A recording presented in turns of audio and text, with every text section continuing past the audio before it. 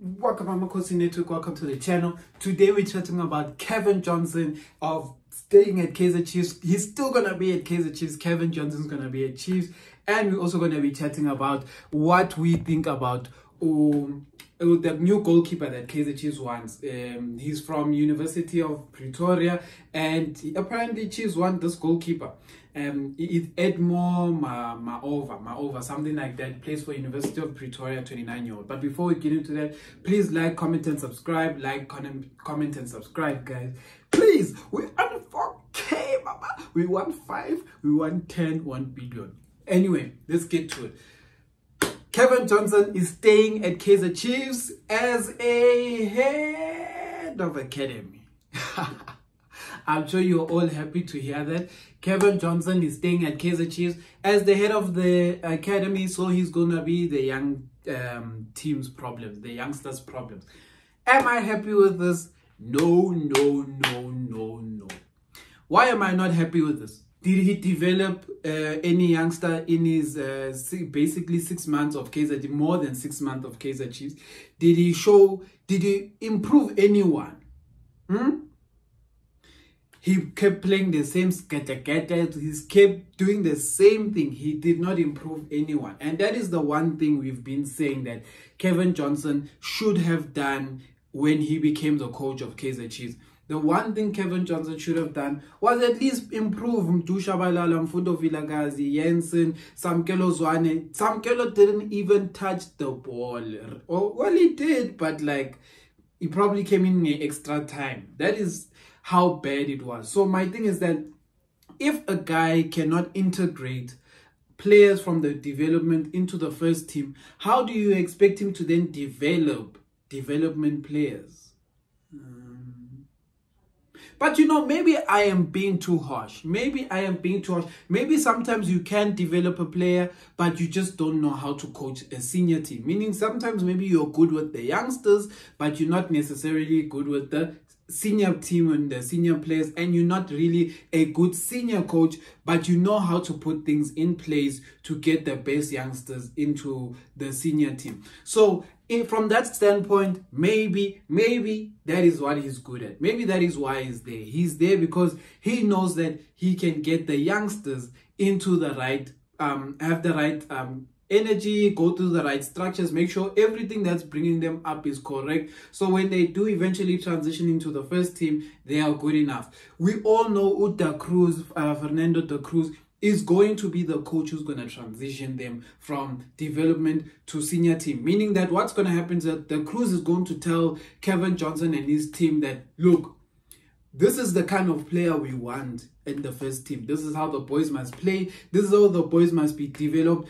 These are the attributes we want from the boys. Then Cavin Johnson is going to go there and start structuring things from under 13, 15, 17, 19, and make sure all these boys have the right things. And then the Cruz, when he keeps monitoring which boy he can pick out, he's going to identify, good player, no, not so good player, what. But they will have formed into the player that we want to see at Kaizer Chiefs. That is just an idea. So what I'm saying is that I feel like we could have got a better coach, but even if we keep Cavin Johnson, as long as he understands the role he's going to play. The other thing I'm going to say, why I think Chiefs kept him, even though they weren't really keen on keeping him, is this. The guy just signed his contract now. To release him is the same problem we had with Uskan Zonzo, with Abu Dylan Shepherd, with Abu Adazwane, etc. Releasing these guys costs a lot of money. It probably even costs millions to release these guys. Someone like Cavin probably signed a 3-year deal. In his 3-year deal, it probably, if they let him go now, they probably have to pay him millions just for him to go. So maybe they're saying, let's give him a chance to do what he was hired to do, because he hasn't had that chance. So I also want to be fair in that even if I don't believe in Cavin Johnson as a coach, but maybe there is something he can give as a head of academy. That doesn't, head of the academy doesn't mean that person is coaching. It just means that person is making sure the right resources, the right structure, the right achievements, the right goals, the right style of play are being implemented, that is being discussed by the head coach, the person who's going to be driving the ship. So that's all it is. But let's see how it happens. Let's see how it goes. Let's hope Kevin Johnson can use his connections to get us some talent, man. Because we want ready talent, ready for first team talent. But other than that, the next one is the goalkeeper that is apparently Chiefs is interested in. The guy is coming from University of Pretoria. And he's 29 years old. He is a Namibian international. And this is my opinion about Edmore Maova. Don't sign him. He may be a good keeper. He may be a great keeper. I looked at all the teams he's played for: Pretoria Callies, University of Pretoria, all these NFD teams. Those are the teams he played for. But in my opinion, not good enough for Chiefs. I have never seen him be a keeper, but why would he just be a keeper for NFD and he's an international? I would expect him to at least be with at least a low end like Chippa United, Richards Bay, those kind of teams. But he's not even there. He's just been in the NFD and he's 29 years old. So my thing is that if we're going to sign a keeper, number one, does he have South African citizenship? Because we can't sign a foreigner who is a keeper unless it's an elite keeper like that Peter Lewinberg. Has to be elite to take up a foreign spot.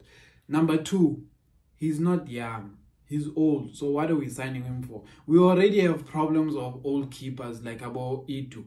Itu is a legend, but we can see age is catching up with him. Why do we want to sign someone who age is going to catch? And I know a lot of you are going to say, keepers. Hey, guys. Me, I'd rather have a young keeper who is really talented and then I invest everything in that young keeper. Rather than someone who is just gonna, I don't know, sit at the benches and am I extra strong and then just chill there and then be like, it's a little alignment. But yeah, so that's what I wanted to say about that. And then Nabi is starting 1 July. After 1 July, his cup final for Throne is 1 July. Let's hope he wins. Let's hope he ends in a good note. He's basically going to be playing Zimbabwe, the previous Pirates coach. And Zimbabwe has never lost to anyone in the league, even to Nabi's team. And Nabi's team technically hasn't lost to Zimbabwe's team. So it's going to be an interesting clash. But let's hope Nabi wins, but he must come. Now we're ready to see our new coach. We're ready to see our new team. But I wanted to say, and maybe I'll do it in another video, but I was like, guys, isn't this how I predicted everything would go? I said Nabi would start late, but his technical team would start early. I said this, and none of you disagreed, but I'm tooting my own horn. Amakhosi for life.